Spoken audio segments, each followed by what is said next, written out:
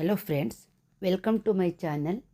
ಇವತ್ತು ಅತ್ಯಂತ ಸುಂದರ ಹಾಗೂ ಅರ್ಥಪೂರ್ಣವಾದ ಒಂದು ವಿಡಿಯೋವನ್ನು ಶೇರ್ ಮಾಡ್ತಾ ಇದ್ದೀನಿ. ಈ ಆಗಸ್ಟ್ ತಿಂಗಳಲ್ಲಿ 15ನೇ ತಾರೀಕು ನಮ್ಮ ದೇಶದ ಸ್ವಾತಂತ್ರ್ಯ ದಿನಾಚರಣೆಯನ್ನು ಆಚರಿಸಿದ್ದೀವಿ. ಇದರ ಅಂಗವಾಗಿ ನಮ್ಮ ರಾಜರಾಜೇಶ್ವರಿ ಗೆಳತಿ ಬಳಗದಿಂದ ನಾವು ಗೆಳತಿಯರು ವೇಷ ಬೇರೆ ಭಾಷೆ ಬೇರೆ ಆದರೆ ನಮ್ಮ ದೇಶ ಒಂದೇ, ನಾವೆಲ್ಲರೂ ಭಾರತೀಯರು ಎಂಬ ಸಂದೇಶದೊಂದಿಗೆ ಒಂದು ಮನೋರಂಜನಾ ಕಾರ್ಯಕ್ರಮವನ್ನು ಮಾಡಿದ್ದೇವೆ. ಬೇರೆ ಬೇರೆ ರಾಜ್ಯಗಳ ಸಾಂಪ್ರದಾಯಿಕ ಅಲಂಕಾರಿಕ ಉಡುಗೆಗಳನ್ನು ಧರಿಸಿ ಅಂದರೆ ಫ್ಯಾನ್ಸಿ ಡ್ರೆಸ್ ಆಯಾ ಪ್ರದೇಶಗಳ ಭಾಷೆಗಳನ್ನು ಆಡಲು ಪ್ರಯತ್ನಿಸುವುದರ ಜೊತೆಗೆ ಲಘುವಾದ ನಟನೆ ಮತ್ತು ನೃತ್ಯಗಳನ್ನು ಮಾಡಿದ್ದೇವೆ. ಕಾರ್ಯಕ್ರಮದ ಅವಧಿ ದೀರ್ಘವಾಗಿರೋದರಿಂದ ವಿಡಿಯೋದ ಮೊದಲನೇ ಭಾಗವನ್ನು ಇವತ್ತು ಶೇರ್ ಮಾಡ್ತಾ ಇದ್ದೀನಿ. ಮುಂದಿನ ಭಾಗವನ್ನು ನಾಳೆ ಮಿಸ್ ಮಾಡದೆ ನೋಡಿ ಫ್ರೆಂಡ್ಸ್. ಹಾಗೆ ನಿಮಗೂ ಈ ವಿಡಿಯೋ ಇಷ್ಟ ಆಗಿದ್ದರೆ ದಯವಿಟ್ಟು ಒಂದು ಲೈಕ್ ಕೊಡಿ.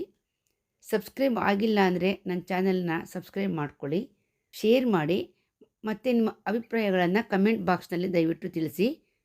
ಧನ್ಯವಾದಗಳು. ಜೈ ಬೋಲೋ ಭಾರತ್ ಮಾತಾ ಕಿ ಜೈ, ಬೋಲೋ ಭಾರತ್ ಮಾತಾ ಕಿ ಜೈ. ವಂದೇ ಮಾತರಂ, ವಂದೇ ಮಾತರಂ, ವಂದೇ ಮಾತರಂ. ಜನಗಣ ಮನ ಅಧಿನಾಯಕ ಜಯ ಹೇ ಭಾರತ ಭಾಗ್ಯ ವಿಧಾತ.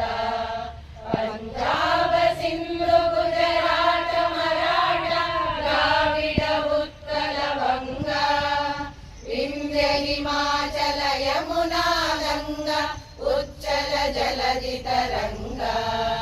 ತವ ಶುಭ ನಾಮೆ ಜಾಗೆ, ತವ ಶುಭ ಆಶೀಷ ಮಾಗೆ, ಗಾಹೆ ತವ ಜಯ ಗಾತಾ.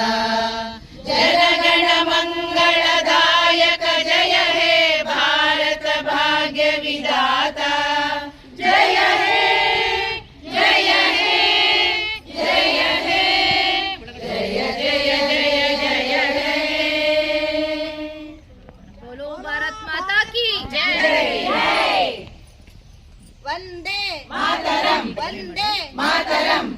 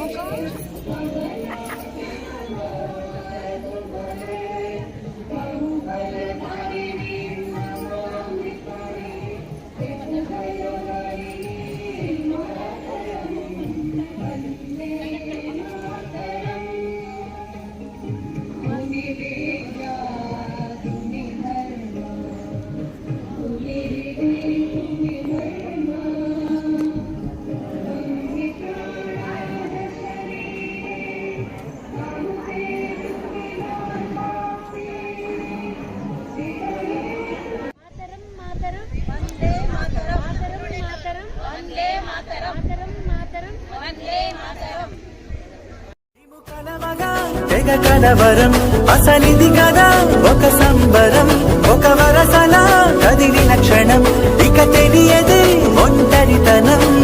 ఎన్నాళ్ళ కోరాలు కన్నోళ్ళిలా ಅಯ್ಯ ಹಿಡಿದು ಹೆಜ್ಜೆ ಬೆಸೆದು ಮುಂದೆ ಮುಂದೆ ನಡೆವ ಎಂದು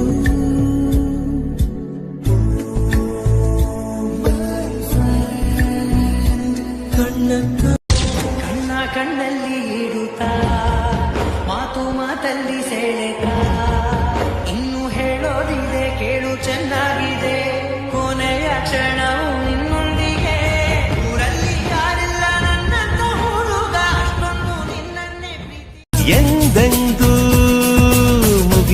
ಸಾಗುತ್ತಲಿರಲಿ, ಈ ಪಯಣ ಸಾಗುತ್ತಲಿರಲಿ.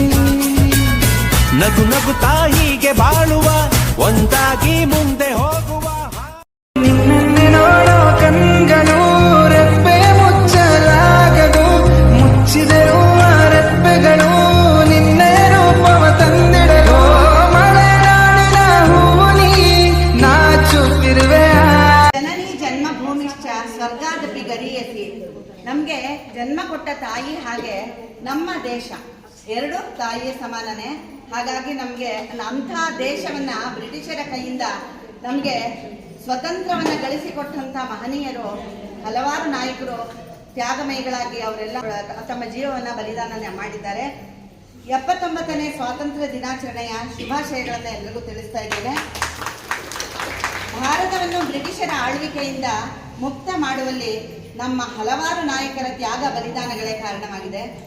ಅವರಲ್ಲಿ ಮುಖ್ಯವಾಗಿ ಇವತ್ತು ಅವ್ರನ್ನ ನಾವು ನೆನೆಸ್ಕೊಳ್ಳೋಣ. ಮಹಾತ್ಮ ಗಾಂಧೀಜಿ, ಜವಾಹರ್ಲಾಲ್ ನೆಹರು, ಸುಭಾಷ್ ಚಂದ್ರ ಬೋಸ್, ಸರ್ದಾರ್ ವಲ್ಲಭಾಯ್ ಪಟೇಲ್, ಬಾಲ ಗಂಗಾಧರ ತಿಲಕ್, ಮಂಗಲ್ ಪಾಂಡೆ, ಝಾನ್ಸಿ ರಾಣಿ ಲಕ್ಷ್ಮೀಬಾಯಿ, ಬೇಗಂ ಹಜರತ್ ಮಹಲ್, ಲಾಲಾ ಲಜಪತ್ ರಾಯ್, ಲಾಲ್ ಬಹದ್ದೂರ್ ಶಾಸ್ತ್ರಿ, ಭಗತ್ ಸಿಂಗ್, ಚಂದ್ರಶೇಖರ ಆಜಾದ್, ಹೀಗೆ ಅನೇಕರ ಪಟ್ಟಿ ಇದೆ. ನಾವು ಇಂದು ಶಾಂತಿಯಿಂದ ನೆಮ್ಮದಿಯಿಂದ ಸ್ವತಂತ್ರರಾಗಿ ಜೀವನ ನಡೆಸುತ್ತಿದ್ದೇವೆ. ಇದು ಅವರೆಲ್ಲರ ತ್ಯಾಗ ಬಲಿದಾನಗಳ ಹೋರಾಟದ ಫಲವಾಗಿದೆ. ಇಂದು ಆ ಮಹಾನಾಯಕರನ್ನು ಸ್ಮರಿಸುವುದು, ಅವರಿಗೆ ವಂದನೆಯನ್ನು ಸಲ್ಲಿಸುವುದು ಭಾರತೀಯರಾದ ನಮ್ಮೆಲ್ಲರ ಕರ್ತವ್ಯವಾಗಿದೆ. ಭಾರತೀಯರು ನಾವು ಎಂದೆಂದೂ ಒಂದೇ, ಭಾವೈಕ್ಯದಲ್ಲಿ ಕೂಡಿ ನಡೆಯುವೆವು ಮುಂದೆ. ಭಾರತದ ಹೆಮ್ಮೆಯ ಸಂಕೇತವಾದ ತ್ರಿವರ್ಣ ಧ್ವಜವನ್ನು ಹಿಡಿದ ನಮ್ಮ ತಾಯಿ ಭಾರತಾಂಬೆಗೆ ವಂದನೆ ಸಲ್ಲಿಸೋಣ. ವಂದೇ ಮಾತರಂ. ಭಾರತ್ ಮಾತಾ ಕಿ ಜೈ. ಈ ಘೋಷಣೆಯಿಂದ ನಮ್ಮ ಮೈ ರೋಮಾಂಚನವಾಗುತ್ತೆ, ಭಾರತೀಯತೆ ಮನದಲ್ಲಿ ಎದ್ದು ನಿಲ್ಲುತ್ತೆ. ನಮ್ಮ ರಾಷ್ಟ್ರ ಧ್ವಜದ ಬಗ್ಗೆ ನಾವು ತಿಳ್ಕೊಳ್ಳೋಣ. ತ್ರಿವರ್ಣ ಧ್ವಜದಲ್ಲಿ 3 ಬಣ್ಣಗಳಿವೆ: ಕೇಸರಿ, ಬಿಳಿ, ಹಸಿರು. ಮಧ್ಯಭಾಗದಲ್ಲಿ 24 ಗೆರೆಗಳಿರುವ ನೀಲಿ ಬಣ್ಣದ ಅಶೋಕ ಚಕ್ರವನ್ನು ಕಾಣ್ತೇವೆ. ಕೇಸರಿ ಬಣ್ಣ ಇದು ಸಾಹಸ, ಶೌರ್ಯ, ಬಲ, ತ್ಯಾಗ, ಧೈರ್ಯ, ದೇಶಭಕ್ತಿಗಳ ಸಂಕೇತವಾಗಿದೆ. ಮಧ್ಯಭಾಗದಲ್ಲಿರುವ ಬಿಳಿ ಬಣ್ಣವು ಶಾಂತಿ, ಸತ್ಯ, ಪವಿತ್ರತೆ, ಪ್ರಾಮಾಣಿಕತೆ, ಸರ್ವ ಸಮಭಾವವನ್ನ ತೋರಿಸುತ್ತೆ. ಇನ್ನು ಹಸಿರು ವರ್ಣ ಪರಿಸರ, ಸಸ್ಯ ಸಂಪತ್ತು, ಪ್ರಕೃತಿ ಮಾತೆಯ ಸಂಕೇತವಾಗಿದೆ. ಚಕ್ರ ಧರ್ಮ ಚಕ್ರದ ಸಂಕೇತವಾಗಿದೆ. ಅಶೋಕ ಚಕ್ರವನ್ನು ಸೇರಿದಂತಹ ರಾಷ್ಟ್ರ ಧ್ವಜವನ್ನ ವಿನ್ಯಾಸಗೊಳಿಸಿದವರು ಪಿಂಗಳಿ ವೆಂಕಯ್ಯನವರು. ಸ್ನೇಹಿತರ ದಿನಾಚರಣೆ ಮಾಡ್ತಾ ಇರೋದು ಬಹಳ ಸಂತೋಷ. ಏನಂತಂದ್ರೆ, ಜಾತಕ ಹೊಂದಿಕೆ ಆಗದೆ ಜೀವನ ಪರ್ಯಂತ ಜೊತೆಯಾಗಿರುವ ಅದ್ಭುತ ಸಂಬಂಧ ಸ್ನೇಹ ಮಾತ್ರ. ಮರುಭೂಮಿಯಲ್ಲಿ ವಹಿಸಿದಂತೆ ಜೀವನದಲ್ಲಿ ಸ್ನೇಹ ಬೇಕೇ ಬೇಕು. ಜಗತ್ತಿನಲ್ಲಿ ಸ್ನೇಹಕ್ಕೆ ಜಾತಿ ಇಲ್ಲ, ಧರ್ಮ ಇಲ್ಲ, ಬೆಲೆ ಕಟ್ಟಲಾಗುವುದಿಲ್ಲ. ಅಮೂಲ್ಯವಾದದ್ದು, ಶ್ರೇಷ್ಠವಾದದ್ದು ಸ್ನೇಹ ಒಂದೇ. ಸ್ನೇಹಿತರ ದಿನಾಚರಣೆಯ ಶುಭಾಶಯಗಳು. ನಿಮ್ಮೆಲ್ಲರಿಗೂ ಸ್ವಾಗತ.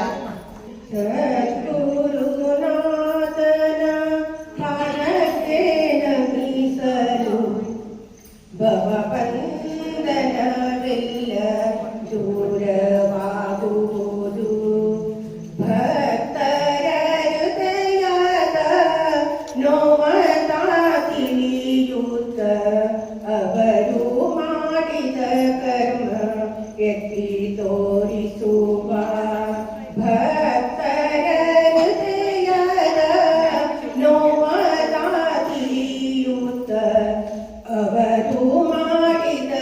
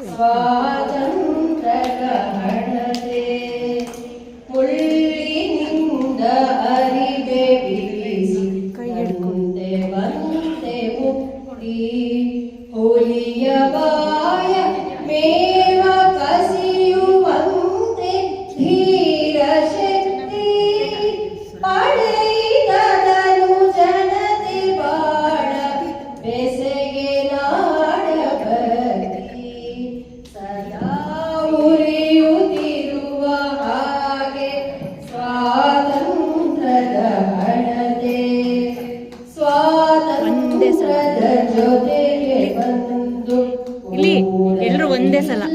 ಕಡಿಗೆ ವ್ಯಕ್ತಿ ವ್ಯಕ್ತಿ ಬೆವರ ಸುರಿಸಿ ಮರವಾಗಿದೆ ಮೊಳಕೆ ಮೇಲೇರಿದ ಹಾಗೆ ಭದ್ರ ಪಾಯ ಉಂಟು ಇದಕ್ಕೆ ಸದಾ ಉರಿಯುತ್ತಿರುವ ಹಾಗೆ ಸ್ವಾತಂತ್ರ್ಯದ ಹಣತೆ ಸಾಗಿದಂತೆ ಸಲ್ಲುತ್ತಿರಲಿ ಸಾಧನೆಯೆಡೆ ಗಮನ ಪ್ರಾಣವನ್ನೇ ಪಗಡೆಯಾಡಿದವರಿಗೆಮ್ಮ ನಮನ ತಾಯ ಮುಡಿಗೆ ದಿನವೂ ಏರುತ್ತಿರಲಿ ಭೂದವನ ಸದಾ ಉರಿಯುತ್ತಿರುವ ಹಾಗೆ ಸ್ವಾತಂತ್ರ್ಯದ ಹಣತೆ ಸದಾ ಉರಿಯುತ್ತಿರುವ ಹಾಗೆ ಸ್ವಾತಂತ್ರ್ಯದ ಹಣತೆ बोलो भारत माता की जय वंदे मातरम वंदे मातरम वंदे मातरम जय हिंद ಈ ಸಲ ಅತಿಥಿಗಳನ್ನ ಕರೆದಾಗ ಅವರಿಗೆ ಆಗಿರ್ತಕ್ಕಂತಹ ಒಂದು ಪ್ರತಿಷ್ಠಿತ ಗೌರವವನ್ನ ಕೊಡಬೇಕು, ಅವರಿಗೆ ವೆಯ್ಟ್ ಮಾಡಬೇಕು. ಸಮಯ ಕಾಲಾವಕಾಶ ತುಂಬಾ ಕಡಿಮೆ ಇರೋದ್ರಿಂದ ಈಗ 3 ದಿವಸದಿಂದ ಮಳೆ ಬೇರೆ ಇರೋದ್ರಿಂದ ನಮಗೆ ಆ ಥರ ಅತಿಥಿಗಳನ್ನ ಕರೆದು 1:30-2 ಗಂಟೆ ತನಕ ಆದ್ಮೇಲೆ ಅದಕ್ಕೋಸ್ಕರ ನಾವು ಈ ಸಲ ಅತಿಥಿಯನ್ನ ಕರೀಲಿಲ್ಲ. ಕರೆದ್ರೆ ಏನು ಅಂದ್ರೆ ನಿಮ್ಗೆ ಈ ತರ ಸ್ಪರ್ಧೆಗಳನ್ನ ಮಾಡಕ್ಕಾಗಲ್ಲ, ಆಮೇಲೆ ನಮ್ಗೆ ಗೇಮ್ ಆಡ್ಸಕ್ಕಾಗಲ್ಲ. ಆದ್ರಿಂದ ನಮ್ದು 6 ತಿಂಗಳು ಅತಿಥಿಗಳ ಸತ್ಕಾರ, 6 ತಿಂಗಳು ನಮ್ಮ ಗೆಳತಿಯರ ಸತ್ಕಾರ ಮಾಡ್ಕೊಳ್ಳೋಣ ಅಂತ ನಾವು ಈ ತರ ಇವತ್ತಿನ ಕಾರ್ಯಕ್ರಮ ಸ್ವಾತಂತ್ರ್ಯ ದಿನಾಚರಣೆಯನ್ನ ನಾವು ಆಗಸ್ಟ್ 15 ಮಾಡಬೇಕು. ಅದಕ್ಕೆ ತುಂಬಾ ರೂಲ್ಸ್ ಇದೆ, ರೆಗ್ಯುಲೇಷನ್ಸ್ ಇದೆ, ಅದಕ್ಕೆ ಒಂದು ಪ್ರೊಸೀಜರ್ ಕೂಡ ಇದೆ. ನಾವು ಹೀಗೆ ಮಾಡ್ಬೇಕು ಅನ್ನೋದು ಒಂದು ಇದೆ. ನಮ್ಗೆ ಎಷ್ಟೇ ಸ್ವತಂತ್ರ ಬಂದರೂ ಕೂಡ ಅದೆಲ್ಲ ನಾವು ದೇಶಕ್ಕಾಗಿ ನಾವು ಏನು ಮಾಡಬೇಕು ಅದನ್ನ ಒಂದು ಪ್ರೊಸೀಜರ್ ಮೂಲಕನೇ ಮಾಡಬೇಕಾಗಿದೆ. ನಾವೆಲ್ಲರೂ 8 ಗಂಟೆಗೆ ಬರಕ್ಕೆ ನಮ್ಮ ಮಹಿಳೆಯರು ಖಂಡಿತ ಆಗಲ್ಲ. ಮನೆ ಕೆಲಸ, ಮನೆ ಒತ್ತಡ, ಗಂಡ ಮಕ್ಕಳು, ಮನೆ ಎಲ್ಲ ಸುಧಾರಿಸಿಕೊಂಡು ಬರೋದಕ್ಕೆ ಆಗಲ್ಲ. ಆದ್ರಿಂದ ನಾವೆಲ್ಲ ಸ್ವತಂತ್ರವಾಗಿರ್ತಕ್ಕಂತಹ ಮನೆಯಲ್ಲಿರ್ತಕ್ಕಂತಹ ಮಹಿಳೆಯರು ಇದ್ರಾಗೆ ತುಂಬಾ ಚಿಕ್ಕ ವಯಸ್ಸಿನವರು ಅಲ್ಲ, ತುಂಬಾ ಏಜ್ ಆದವರು ಅಲ್ಲ, ಎಲ್ಲ ಈ ಮಧ್ಯಮ ವರ್ಗದಲ್ಲಿರ್ತಕ್ಕಂತಹ ಮಹಿಳೆಯರಾಗಿರೋದ್ರಿಂದ ನಮಗೆ ಮಧ್ಯಾಹ್ನ ಟೈಮೇ ನಮಗೆ ತುಂಬಾ ಆದ್ರಿಂದ ನಾವು ಸ್ವಾತಂತ್ರ್ಯ ದಿನಾಚರಣೆಯ ಹೆಸರಿನಲ್ಲಿ ಭಾರತಾಂಬೆಯ ಉತ್ಸವ ಅಂತ ಹೇಳಿ ಮಾಡಿ ದೇವಿಯ ಒಂದು ಜಯಂತಿಯ ಒಂದು ಕಾರ್ಯಕ್ರಮವನ್ನ ಪ್ರತಿ ವರ್ಷವೂ ನಾವು ಇದೇ ತರ ಮಾಡ್ತೀವಿ. ಹೋದ ವರ್ಷ ಪಾರ್ಕ್ ನಲ್ಲಿ ಮಾಡಿಸಿದ್ದೆ ಇದೇ ತರ. ತುಂಬಾ ಚೆನ್ನಾಗಿ ಎಲ್ಲ ಕೋಆಪರೇಟ್ ಮಾಡಿದ್ರಿ, ಸಮಯಕ್ಕೆ ಸರಿಯಾಗಿ ಬಂದು ಒಳ್ಳೆ ಎಲ್ಲ ಕೇಸರಿ ಬಿಳಿ ಹಸಿರು ತಡತಡ ಅಂತ ಇತ್ತು. ಭಾರತಾಂಬೆಯ ಬ್ಯಾಗು, ನಿಮ್ಮ ಕಂಠ ಸಿರಿಯಲ್ಲಿ ಬರ್ತಾ ಇರ್ತಕ್ಕಂತಹ ಭಾರತಾಂಬೆಯ ಹೆಸರಿನ ಒಂದು ಜೇಂಕಾರ ಅಷ್ಟು ಅದ್ಭುತವಾಗಿ ವಿಡಿಯೋ ನೋಡಿದ್ರೆ ಮೈಯೆಲ್ಲ ಜುಮ್ಮನ್ನ ಅಷ್ಟು ಚೆನ್ನಾಗಿ ಆಗಿತ್ತು. ಇನ್ನೂ ಈಗ ತುಂಬಾ ಚೆನ್ನಾಗಿ ಎಲ್ಲರೂ ಸಹಕರಿಸಿದ್ರಿ.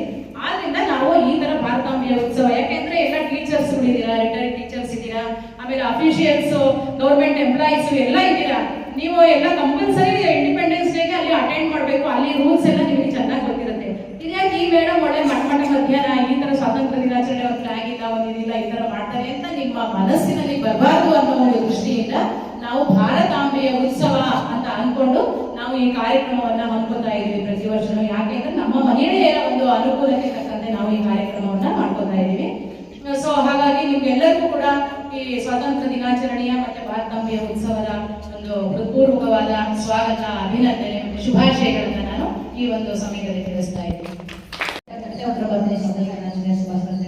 ಸ್ನೇಹಿತರ ದಿನಾಚರಣೆ ಶುಭಾಶಯ ತಿಳಿಸ್ತಾ ಎರಡು ಮಾತು ಹೇಳಕ್ಕೆ ಹೇಳ್ತೀನಿ. ಆಕ್ಚುಲಿ ಸ್ವಾತಂತ್ರ್ಯ ದಿನಾಚರಣೆ ಬಗ್ಗೆ ಇದ್ರ ಬಗ್ಗೆ ನಾನು ಹೇಳ್ಬೇಕಾಗಿರೋದು, ಮೇಡಮು ಗೆಳತಿ ಸಂಘದಲ್ಲಿ ಏನ್ ಮಾಡ್ತಾರೆ ಅದನ್ನು ಹೇಳಿದ್ದಾರೆ. ನನ್ಗೆ ಏನು ಮಾತಾಡ್ಲಿಕ್ಕೆ ಇನ್ನೂ ಉಳಿದಿಲ್ಲ, ಬಟ್ ಅದು ಒಂದೆರಡು ಹೇಳಕ್ಕೆ ಇಷ್ಟಪಡ್ತೀನಿ.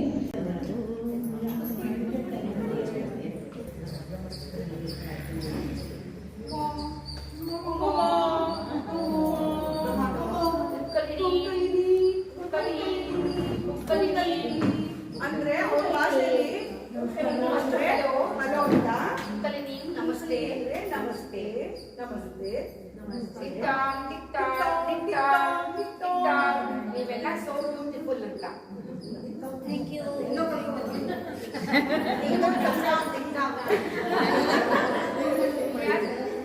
We are coming from the beautiful state Meghalaya. Meghalaya. ನನ್ನ ಹೆಸರು ರಾಬರ್ಟ್. ನಾನು ರೊಬೆಟಾ. ಜೋಡಿ ಹಕ್ಕಿಗಳು. ಮೇಘಾಲಯದಿಂದ ಕರ್ನಾಟಕದಿಂದ ಬಂದಿದ್ದೀವಿ. ಇದನ್ನೆಲ್ಲ ನೋಡೋದಕ್ಕೆ ಸ್ವತಂತ್ರ ದಿನಾಚರಣೆ ಆಚರಿಸ್ತಿದ್ರಲ್ಲ, ಎಲ್ಲಾರು ನೋಡೋದಕ್ಕೆ ಬಂದಿದ್ದೀವಿ. ಎಲ್ಲರಿಗೂ ಸ್ವಾತಂತ್ರ್ಯ ದಿನಾಚರಣೆಯ ಶುಭಾಶಯಗಳು. ನಾವು ಮೇಘಾಲಯದಿಂದ ಬಂದಿದ್ದೀವಿ. ಮೇಘಾಲಯದಲ್ಲಿ ನಮ್ಮ ಭಾಷೆ 3 ಇದೆ: ಖಾಸಿ, ಗಾರೋ ಮತ್ತೆ ಇಂಗ್ಲಿಷ್. ನಮ್ಮ ಹೆಸರೇ ಸೂಚಿಸುವಂತೆ ಮೇಘಾಲಯವು ಮೇಘಗಳಿಂದ ತುಂಬಿರುವಂತಹ ರಾಜ್ಯ. ಇದು ಅತ್ಯಂತ ಸುಂದರವಾದ ಪ್ರಕೃತಿಯನ್ನು ಕಂಗೊಳಿಸುತ್ತಿರುವಂತೆ ಪ್ರವಾಸಿ ತಾಣವಾಗಿದೆ. ನಮ್ಮ ಮೇಘಾಲಯದಲ್ಲಿ ಪ್ರಮುಖ ಬೆಳೆಗಳು ಜೋಳ ಮತ್ತು ಅಕ್ಕಿ. ಪ್ರಪಂಚದಲ್ಲಿ ಫಸ್ಟ್ ಸ್ಥಾನ ಇರುವಂತಹ ಚಿರಾಪುಂಜಿ ಅತ್ಯಂತ ಹೆಚ್ಚು ಮಳೆ ಬೀಳುವ ಪ್ರದೇಶ ಇದು ನಮ್ಮ ಮೇಘಾಲಯದಲ್ಲಿ. ಕರ್ನಾಟಕ ಸ್ವಲ್ಪ ಕಳ್ಸ್ಕೊಂಡಿದ್ದೀರಾ? ನಾವು ಹಾಕಿರುವ ಡ್ರೆಸ್ಸು ಕಾಶ್ಮೀರಿಂದ. ಈಗ ನಮ್ಮ ಕಡೆ ಉತ್ತರ ಕರ್ನಾಟಕ ಬೇರೆ, ಈ ಕಡೆ ದಕ್ಷಿಣ ಕನ್ನಡ ಬೇರೆ, ಆ ಥರ ಡ್ರೆಸ್ಗಳು ಇರ್ತಲ್ಲ, ಅದು ನಮ್ದು ಕಾಶಿ ಡ್ರೆಸ್ ಇದು. ಕಾಶಿ. ಮೇಘಾಲಯ ಅತಿ ಸುಂದರವಾದ ಪ್ರೇಕ್ಷಣೀಯ ಸ್ಥಳ. ಯಾರಾದ್ರೂ ನೋಡಿದ್ರೆ ಇಲ್ಲಿ ನಾವು ಕರ್ಕೊಂಡು ಹೋಗಿ ಬಂದಿದ್ದೀವಿ. ಅಲ್ಲಿ ನಿಮ್ಗೆ living root double decker bridge ಅಂತ ಇದೆ. ಅದು ಪ್ರಕೃತಿ ನಿರ್ಮಿತವಾದಂತ ಬ್ರಿಡ್ಜ್. ಅದು ರಬ್ಬರ್ ಫಿಕ್ಸಿ ಅಂತ ಒಂದು ಮರ ಇದೆ, ಆ ರೂಟ್ಸ್ ಇಂದ ಆಗಿರುತ್ತೆ. ಅದನ್ನೇ ಈ ಜನ ಈ ಕಡೆಯಿಂದ ನದಿ ಮಧ್ಯ, ಈ ಕಡೆಯಿಂದ ಆ ಕಡೆಗೆ ದಾಟ್ಬೇಕು ಅಂದ್ರೆ ಏನಾದ್ರು ಬೇಕು ತಾನೆ. ಅವಾಗಿನ ಕಾಲದ ಜನ ಏನ್ ಮಾಡಿದ್ದಾರೆ ಅಂದ್ರೆ ಆ ಕಡೆ ಈ ಕಡೆ ಬೊಂಬನ್ನ ಕಟ್ಬಿಟ್ಟು ಆ ರೂಟ್ನೇ ಅದಕ್ಕೆಲ್ಲ ಸುಕ್ಕಳ ತರ ಹಾಕ್ಬಿಟ್ಟಿದ್ದಾರೆ. ಎಷ್ಟು ಗಟ್ಟಿ ಇರುತ್ತೆ ಅಂದ್ರೆ ಅದು ಸುಮಾರು ವರ್ಷದಿಂದ ಇರೋವಂಥದ್ದು. ಸಿಂಗಲ್ ರೂಟ್ ಬ್ರಿಡ್ಜ್ ಇದೆ, ಡಬಲ್ ರೂಟ್ ಬ್ರಿಡ್ಜ್ ಇದೆ.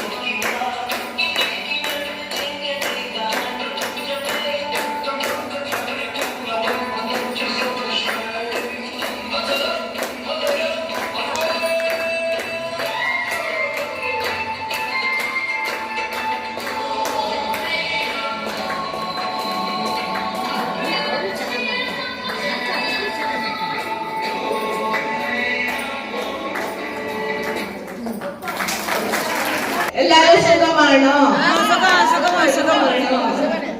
ഇത് എല്ലാരും നല്ല കാണുന്നുണ്ട്. എല്ലാരും സുന്ദരമായി കാണുന്നുണ്ട്. ഞങ്ങൾ കേരളത്തിൽ നിന്ന് വന്നിട്ടുണ്ട്. ഞാൻ മലയാളി, ഈ ഒരു കന്നഡിക. സ്നേഹിച്ച് രണ്ടാളും വിവാഹം ചെയ്തിട്ടുണ്ട്. വിവാഹം ചെയ്തിട്ടുണ്ട്. അങ്ങനെ എനിക്ക് മലയാളം അറിയോ, ഇവർക്ക് കന്നഡം അറിയോ? ഞാൻ മലയാളത്തിലും പറയാം കേട്ടോളി. ഞങ്ങൾ രണ്ടാളും സ്നേഹിച്ച് വിവാഹം ചെയ്തിട്ടുണ്ടല്ലോ. അപ്പൊ ഒരു ചെറിയ പാട്ട് പാടാനുണ്ട്. എന്താ? ചോറ് ഇപ്പോഴോ? ഇല്ല, ചോറ് കഴിച്ചിട്ടില്ല. ഇപ്പൊ ആയിട്ടില്ല. പേര് ഞന്റെ പേര് രാജേഷ്. റാണി ഞാൻ രാണി, ഇവര് രാജേഷാണ്.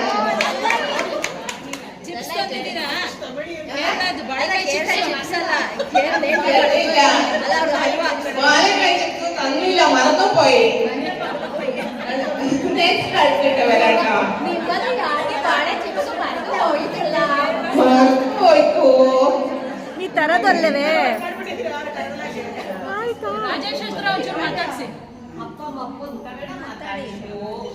ನಾನು ಮಲಯಾಳಿ ಕುಟ್ಟಿ ಕಟ್ಕೊಂಡು ಕರ್ನಾಟಕ ಮರ್ತೋಗಿದೆ, ಕನ್ನಡ ಮರ್ತೋಗಿದೆ.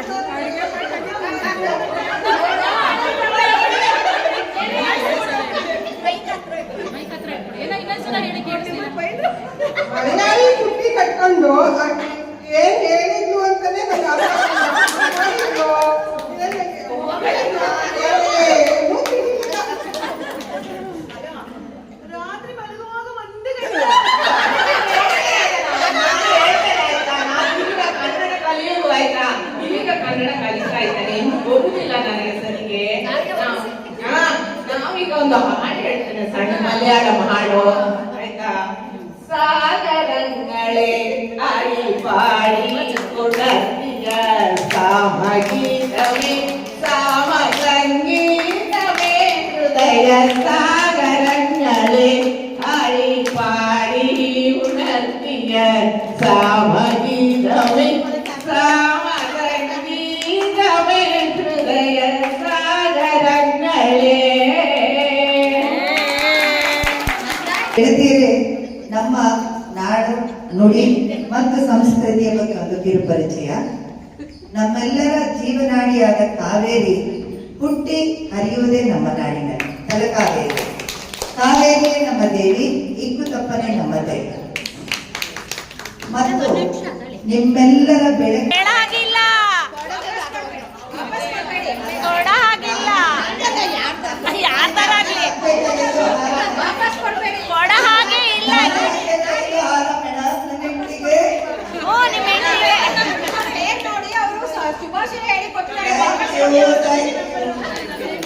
ಅದು ವಾಪಸ್ ಕೊಡ್ಬೇಡಿ ಆಯ್ತಾ. ನಿಮ್ಮೆಲ್ಲರ ಬೆಳಗ್ಗೆ ಸುಂದರವಾಗುವುದು ಕುಡಿಯೋ ಘಮಘಮದ ಕಾಫಿಯಿಂದ. ಅದು ಬರೋದು ನಮ್ಮ ನಾಡಿನಿಂದ. ಎಲ್ಲೇ ನೋಡಿ ಹಸಿರಾದ ತೋಟ, ಕಾಫಿ ತೋಟ ಮತ್ತು ರುದ್ರ ರಮಣೀಯವಾದ ಕಾಡು ಮತ್ತು ಬೆಟ್ಟಗಳು. ನಮ್ಮ ಹಬ್ಬ ಪುತ್ರಿ ಹಬ್ಬ. ನಮ್ಮ ರಕ್ತದಲ್ಲೇ ಪೌರುಷವಿದೆ. ನಮ್ಮ ವೀರರಿಗೆ ಅವರ ಮನೆಯೇ ಸೈನ್ಯ. ಮತ್ತೆ ನಮ್ಮ ದೇಶದ ಸಿನಿಮಾಗಳಂತೂ ನೀವೆಲ್ಲ ನೋಡೇ ಇದ್ದೀರಾ. ನಮ್ಮ ಅಣ್ಣ ಅವರ ಹುಲಿ ಹಾಲಿನ ಮೇವು, ಅಥವಾ ವಿಷ್ಣುವರ್ಧನ್ ಅವರ ಮುತ್ತಿನ ಹಾರ, ಅಥವಾ ಇಂದಿನ ಮುಂಗಾರು ಮಳೆ ಆಗ್ಬೋದು, ಗಾಳಿಪಟ ಆಗ್ಬೋದು, ಎಲ್ಲದಕ್ಕೂ ನಮ್ಮ ಕೊಡಗಿನ ರಮಣೀಯವಾದ ಸುಂದರವಾದ ದೃಶ್ಯಗಳಿವೆ.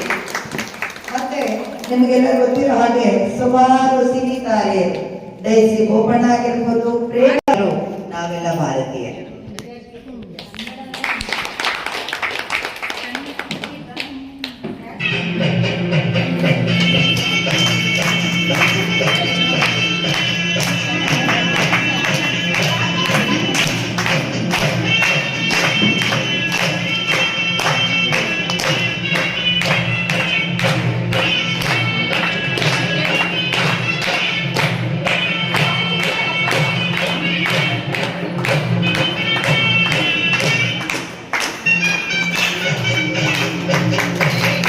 ನಾವು ಪಂಜಾಬ್ನಿಂದ ಬಂದಿದ್ದೀವಿ.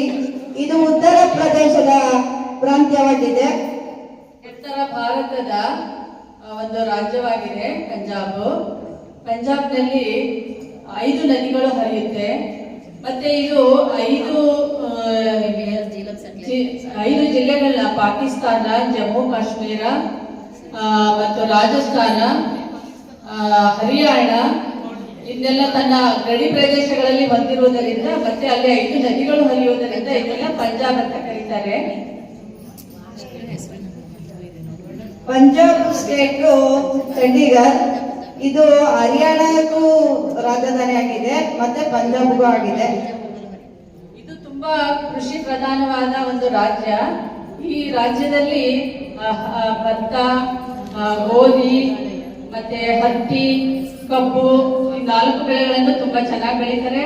ಮತ್ತು ಈ ರಾಜ್ಯದಲ್ಲಿ ಕೃಷಿಗೆ ತುಂಬಾ ಪ್ರಾಧಾನ್ಯತೆ ಇರೋದ್ರಿಂದ ರೈತರೆಲ್ಲ ತುಂಬಾ ಕೃಷಿಯಿಂದಲೇ ತುಂಬಾ ಶ್ರೀಮಂತರಾಗಿದ್ದಾರೆ. ಇಲ್ಲಿ ನಮ್ಮ ಭಾರತಕ್ಕೆ ತುಂಬಾ ಬೆಳೆಗಳು, ಧಾನ್ಯಗಳು ಬರುತ್ತೆ ಅಂದ್ರೆ ಅದು ಪಂಜಾಬ್ನಿಂದಲೇ. ಆದ್ರಿಂದ ಪಂಜಾಬ್ ಅನ್ನು ಭಾರತದ ಧಾನ್ಯಗಳ ರಾಜ್ಯ ಅಂತ ಕರೀತಾರೆ. ಇಲ್ಲಿ ಅಮೃತ್ಸರ್, ವಾಘಾ ಬಾರ್ಡರ್ ಮತ್ತೆ ಜಲಿಯನ್ ವಾಲಿಬಾಗ್ ಪ್ರೇಕ್ಷಣೀಯ ಸ್ಥಳಗಳಾಗಿವೆ. ಪಂಜಾಬ್ನಲ್ಲಿ ನೋಡುವ ಸ್ಥಳಗಳು. ಪಂಜಾಬ್ನಲ್ಲಿ ಲುಧಿಯಾನ ಅನ್ನೋದು ಒಂದು ದೊಡ್ಡ ನಗರವಾಗಿದೆ. ಮತ್ತೆ ಅಲ್ಲಿ ಪ್ರೇಕ್ಷಣೀಯ ಸ್ಥಳಗಳು ಅಂದ್ರೆ ಲುಧಿಯಾನ, ಪಟಿಯಾಲ, ಮೊಹಾಲಿ, ಅಮೃತ್ಸರ್, ಜಲಂಧರ್ ಇವಿಷ್ಟು ಅಲ್ಲಿ ಪ್ರೇಕ್ಷಣೀಯ ನಗರಗಳಾಗಿವೆ.